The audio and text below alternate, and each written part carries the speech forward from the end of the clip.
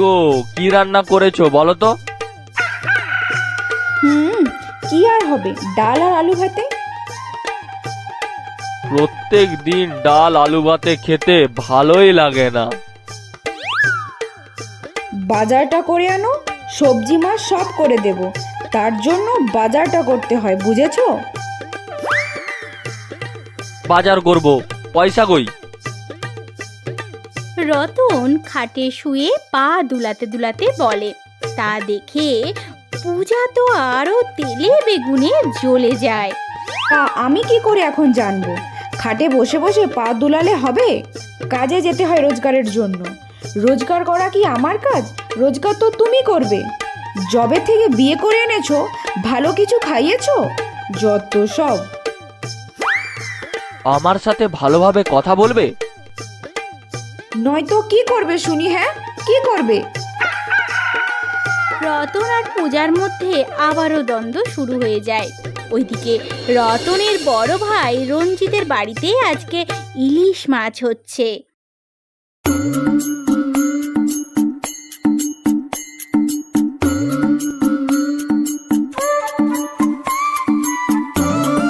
কি গো বউ, কি সুন্দর গন্ধ! টাটকা ইলিশের গন্ধই তো আলাদা, বলো? তা যা বলেছ গো, কি সুন্দর গন্ধ। বাজারটা করে আনো। আচ্ছা বউ, তুমি কি কোনো চিৎকার চেঁচামেচি শুনতে পাচ্ছ? বাজারটা করে আনো। মালতী রান্না করতে করতে লাফিয়ে ওঠে আর বলে, ঝগড়া লেগেছে, ঝগড়া লেগেছে, আমি ঝগড়া শুনতে যাব। আর রান্না? হবে হবে হবে কোন, আমি একটুখানি ঝগড়াটা শুনে আসি আগে। মালতী তো কোমরে কাপড় গুজে ঝগড়া শুনতে যায়। ভালো ভালো খাবার খাওয়াতে পারবে না তো বিয়ে করেছো কেন? কে বলছে খাওয়াতে পারবো না? এখন শুধু বৃষ্টিটা হচ্ছে বলে কাজ কম হচ্ছে। বাজারে সব জিনিসের দাম বেশি। এখন তো বর্ষাকাল, পরে শীতকাল, ঋতু তো ঋতুর কাজ করবে। তুমি তাহলে এত কুঁড়ে হয়ে যাচ্ছ কেন? পাশের বাড়ির দাদাকে দেখে শেখো, এই বর্ষাতেও নদীতে মাছ ধরতে যায়, বউয়ের পছন্দে ইলিশ মাছ এনে দেয়, সকালেও জমিতে কত কাজ করে। তা ভালো তো, পরপুরুষের দিকে অনেক লোভ তোমার। ব্যাস, এই কথা শুনে মালতী আরও যাবে কোথায়, ঘরের ভেতরে হুড়মুড় করে ঢুকে পড়ে আর বলে, এই পূজা, তোর পেটে পেটে এত শয়তানি রে, আমার বরকে নিয়ে টানাটানি করছিস? আমি বরকে নিয়ে কোথায় টানাটানি করলাম? তোমার বরকে তোমার কাছেই রাখো। একটা বিয়ে করে যত গন্ডগোল, সংসারে শান্তি নেই, আবার তোমার বর। তাহলে যে বললি আমার বর নাকি কত ভালো। ভালোকে ভালো বলবো না তো কি বলবো? আমার বরের মতো হলে তাহলে বুঝতে পারতে। ছি ছি ছি ছি ছি ছি, পরপুরুষের প্রতি এত লক্ষ্য তোর?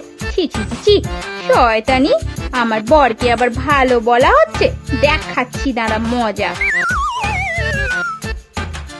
এই বলে মালতী পূজার চুলের মুঠি ধরে টেনে ধরে। এইভাবেই দুজনের চুলের মুঠি ধরে টানাটানি করতে শুরু করে দেয়। এ কি তোমরা কি করছো দুজনে? আরে থামো থামো, এ কি করছো তোমরা দুজনে? জানি না কি যে হবে এবার। মনে হয় আজকে ঘরের বারান্দায় শুতে হবে। এদিকে সারা রাত সেদিন বৃষ্টি হয়েছে। বর্ষার বাড়ির উঠান পুরো কাদা কাদা। সকালবেলা ঘুম থেকে উঠতেই মালতী যখন ঘর থেকে বেরিয়ে পুকুর পাড়ে জল আনতে যাচ্ছে, দড়াম করে পড়ে যায় কাদার মধ্যে। গোটা গায়ে কাদা লেগে যায়। তা দেখে পূজা হাসতে শুরু করে।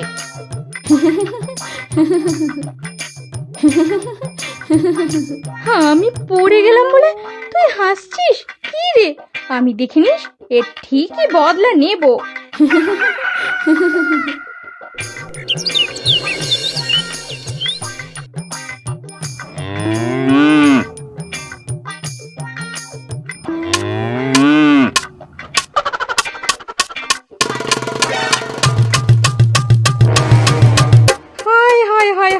দেখো দেখো কি বিদঘুটে একটা মেয়ে রে বাবা, কি হিংসা কি হিংসা।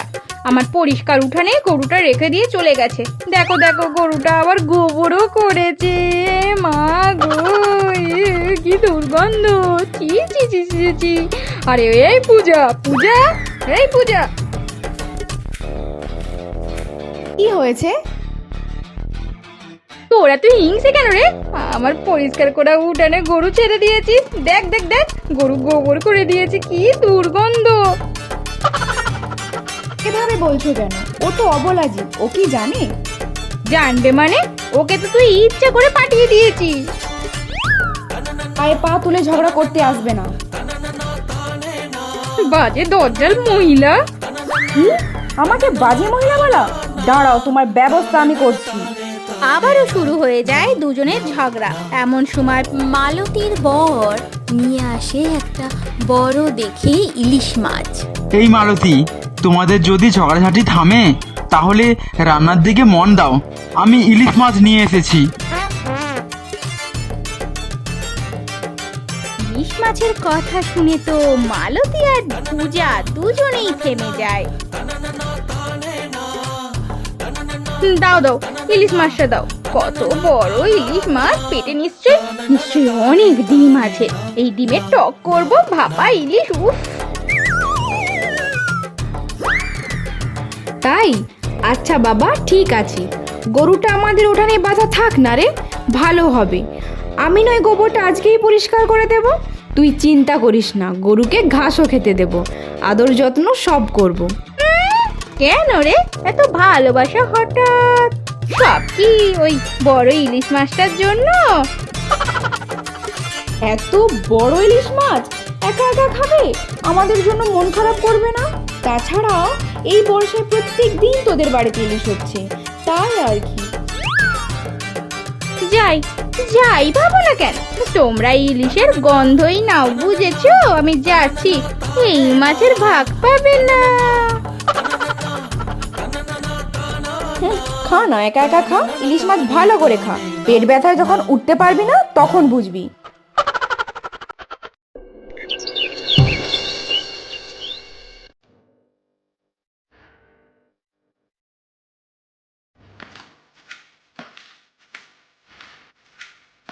কি গো, তোমার কি হয়েছে? এমন চুপচাপ মন খারাপ করে বসে আছো কেন? কি আর হবে, তোমার মরদ ওই অতটুকুই।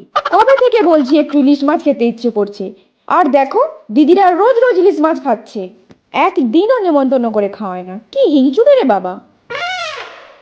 তুমি যেমন ওর সাথে ঝগড়া করো, ভালো সম্পর্ক ছিল সেটাও নষ্ট করেছো, না হলে অবশ্যই ডেকে খাওয়াতো। বদমাস বর বলে কিনা আমি ঝগড়া করি? হ্যাঁ গো, সত্যি কি আমি ঝগড়া করি? যত সব।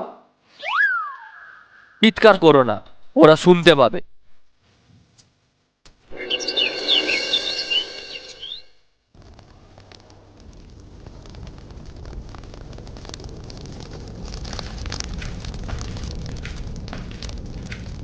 বউ, বউ, ও বউ,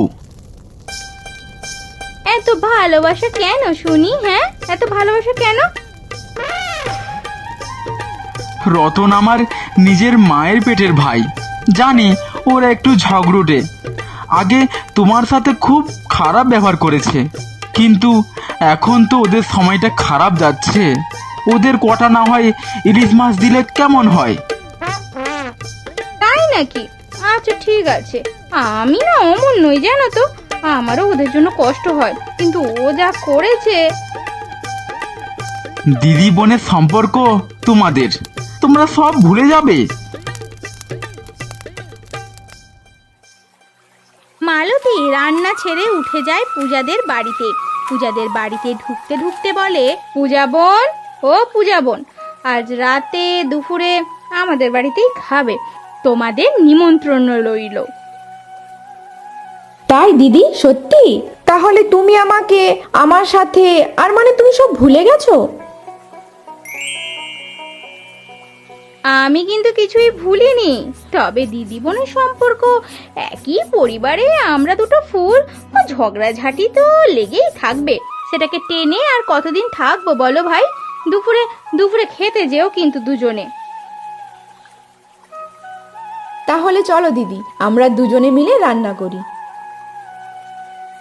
পূজা আর মালতী দুজনে মিলে রান্না করছে, আর পাশের ঘরে বসে আছে দুই ভাই রতন আর রঞ্জন। বসে বসে তারা গল্প করছে। দাদা রে, একটা ভালো খবর আছে, একটা না ভালো কাজ পেয়েছি। আমাদের এই পরিবারটা যেন ভালো ভালোই থাকে, ভালোভাবে সারা জীবন একে অপরের সাথে কাটিয়ে। ভালো তো ভালো বলছো, কিন্তু আমি ভয়ে ভয়ে আছি। কখন আবার দু বইয়ের মারপিট শুরু হয়, তখন যে আবার কি হবে। যা বলেছিস ভাই।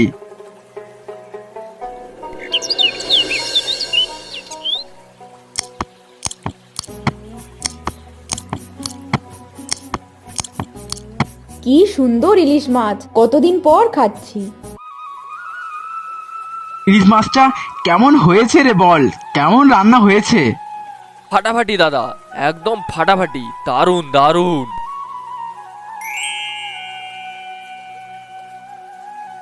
তুমিও তো দাদার সাথে মাঝে মাঝে মাছ ধরতে যেতে পারো গো ভাই, তাহলে তো ভালোই মাছ পাবে। তখন তোমরাও একটু ভালো করে ইলিশ মাছ খাওয়া দাওয়া করতে পারবে, আর তোমাদের পরিবারটাও ভালো করে চলবে। হ্যাঁ, তুমি তো করতে পারো। এবার থেকে আমরা দুজন মিলে যাব মাছ ধরতে, তাই না দাদা? আচ্ছা আচ্ছা, সব ভালো সব ভালো, এবার শান্তিতে খাও দেখি। আচ্ছা, আমি যে অভিশাপটা দিয়েছিলাম মনে মনে, যে ইলিশ মাছ খাবে তার পেট ব্যথা হবে, সকলের আবার পেটে ব্যথা করবে না তো? কি জানি বাবা, আমি ভুল করে দিয়ে ফেলেছিলাম। অভিশাপটা আমি ফিরিয়ে নিচ্ছি।